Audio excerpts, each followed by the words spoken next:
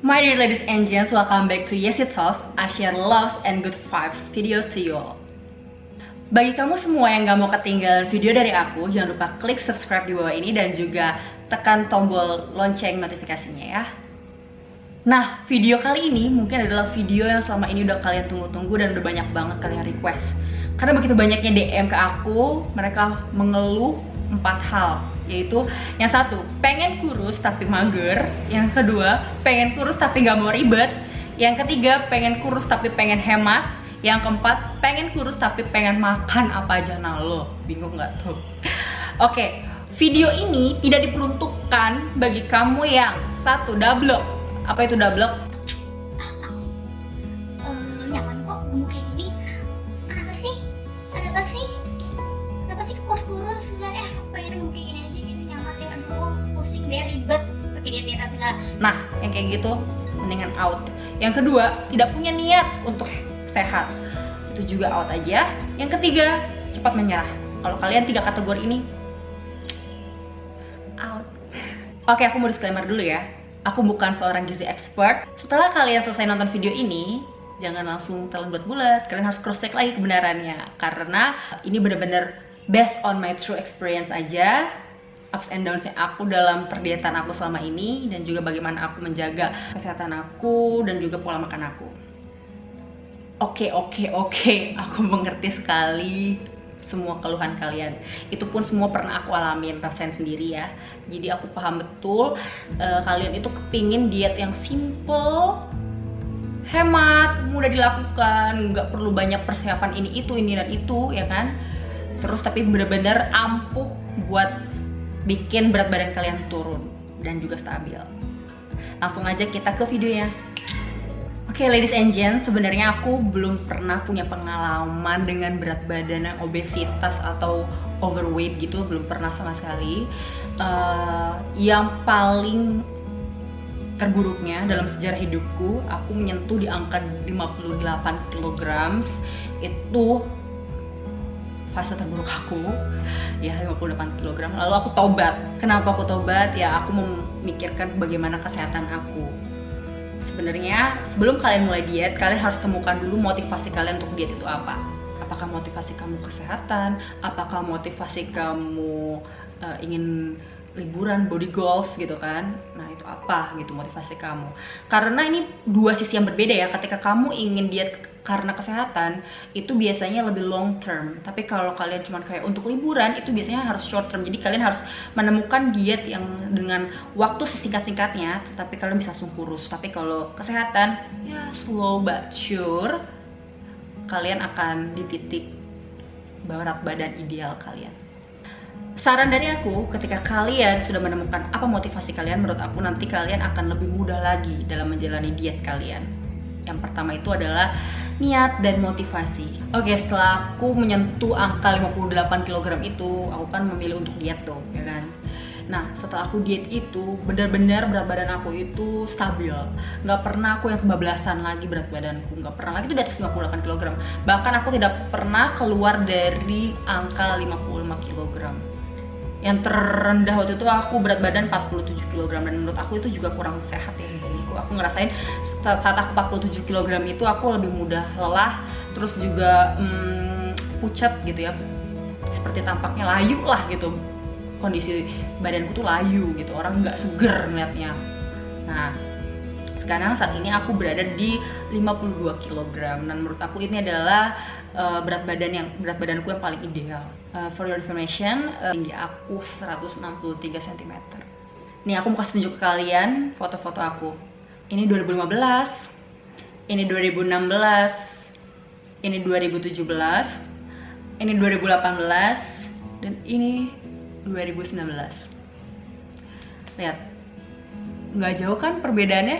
Kayaknya nggak ada perbedaan yang signifikan deh bahkan kalau kalian perhatiin. Nah, ladies and gents, ini juga yang aku harapkan bisa kalian lakukan untuk diri kalian, menjaga berat badan kalian tetap stabil dan ideal. Berikut tips dari aku. Yang pertama, jangan maksa. Nah, jangan maksa tuh kayak gimana itu, yes? Ya jangan maksa itu adalah kalian nggak perlu diet yang ekstrim ekstrim kalau memang kalian ingin mendapatkan berat badan ideal dan berkesinambungan ya. Karena banyak orang yang melakukan diet ya. Dia memang cepat, seperti yang tadi aku bilang ekstrim diet itu. Dia memang cepat nurunin berat badannya, tapi ntar juga lebih cepat juga untuk naik gitu, karena mereka melakukan diet yang ekstrim. Diet yang ekstrim itu mengakibatkan apa? Stress level tinggi. Jadi kalian seperti kayak di awal udah digempur abis-abisan. Nah selanjutnya hari pertama, kedua, ketiga seminggu oke lah. Nah selanjutnya kalian nggak kuat. Nah ketika kalian nggak kuat itu kalian malah makan lebih banyak lagi. Ya akhirnya jadinya berat badannya cepet naik lagi. Nah kayak gitu. Jadi hindari ekstrim diet kalau kalian memang ingin stabil berat badannya. Oke, yang kedua, be positif. Apa tuh be positif? Nah, be positif ini adalah kalian harus ubah kepribadian kalian dan juga mindset kalian. Sebenarnya diet itu adanya di mana? Di mindset, di otak kalian, di pikiran kalian. Semua nggak akan bisa mulai diet itu. Kalian pasti pernah dengar kayak gini. Oke, gue mau diet, tapi besok. Ah, besok kalian gitu lagi, gue mau diet, tapi besok. Terus besok akhirnya nggak diet, nggak terlaksana. Itu karena apa? Karena kalian belum merubah kepribadian kalian menjadi pribadi yang positif. Ketika kalian menjadi pribadi yang positif, kalian akan open minded. Seperti sekarang kalian menonton video ini, selamat, kalian adalah orang-orang yang open minded dan positif. Karena apa? Karena orang-orang yang positif itu mau menerima masukan, mau belajar, mau dikoreksi. Seperti itu. Kalau kalian close minded, negatif gitu ya, negatif, kalian akan apa? Kalian akan susah mengubah pola hidup kalian juga. Bagaimana kalian mau mengubah pola hidup kalian kalau kepribadian kalian sendiri belum kalian ubah? Oke, ladies and gents, mulai detik ini aku harap kalian bisa menjadi pribadi yang positif. Oke, selanjutnya yang ketiga, minum 2 gelas air hangat di pagi hari ketika perut kalian masih kosong. Itu bagus banget. Kalau kalian yang belum tonton morning routine aku, kalian bisa klik link di atas ini ya. Kalian tonton. Nah, kalian bisa lihat bagaimana morning routine aku. Kenapa aku saranin minum 2 gelas air hangat di pagi hari? Kenapa harus air hangat? Kenapa nggak air dingin? Yang pertama, air hangat itu melancarkan sirkulasi darah. Jadi ketika kalian bangun tidur, ketika tubuh kalian udah dehidrasi ya sepanjang kalian tidur semalaman, kalian pagi-pagi minum air hangat, itu benar-benar melancarkan sirkulasi darah kalian dari otak kalian, jantung, ke seluruh tubuh. Itu bagus banget. Yang kedua, air hangat ini juga membantu menurunkan berat badan. Believe me or not, yap, betul. Air hangat itu meningkatkan suhu dalam tubuh kita. Ketika suhu dalam tubuh kita itu meningkat, maka metabolisme kita pun meningkat. Ketika metabolisme kita meningkat, maka apa yang terjadi?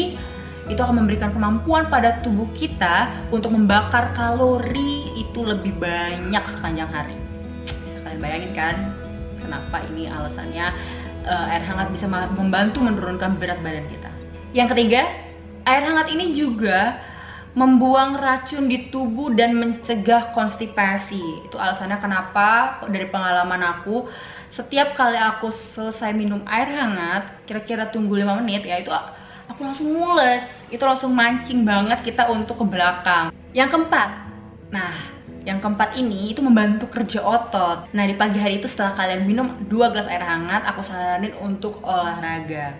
Nah, ketika olahraga itu, air hangat tadi itu tuh membantu kerja otot dengan memecah lemak pada tubuh sehingga tubuh dapat bekerja secara optimal. Yang kelima, air hangat ini juga membersihkan sistem pencernaan teman-teman. Dan setelah makan kalian minum air hangat, itu bagus sekali untuk membersihkan sistem pencernaan kalian. Beda hal dengan kalian minum air dingin. Air dingin itu justru membekukan makanan yang baru saja kalian makan.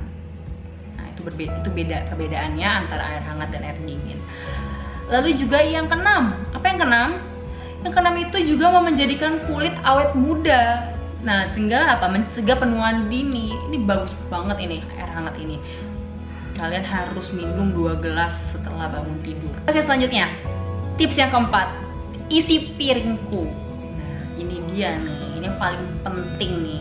Gimana sih isi piring kalian ketika kalian makan? Isi piring kalian itu ditentukan oleh kalian sendiri. isi piring kalian itulah yang menentukan bagaimana nanti berat badan kalian dan juga gizi apa yang akan kalian masukkan ke dalam tubuh kalian. Jadi teman-teman, isi piring yang baik itu seperti ini.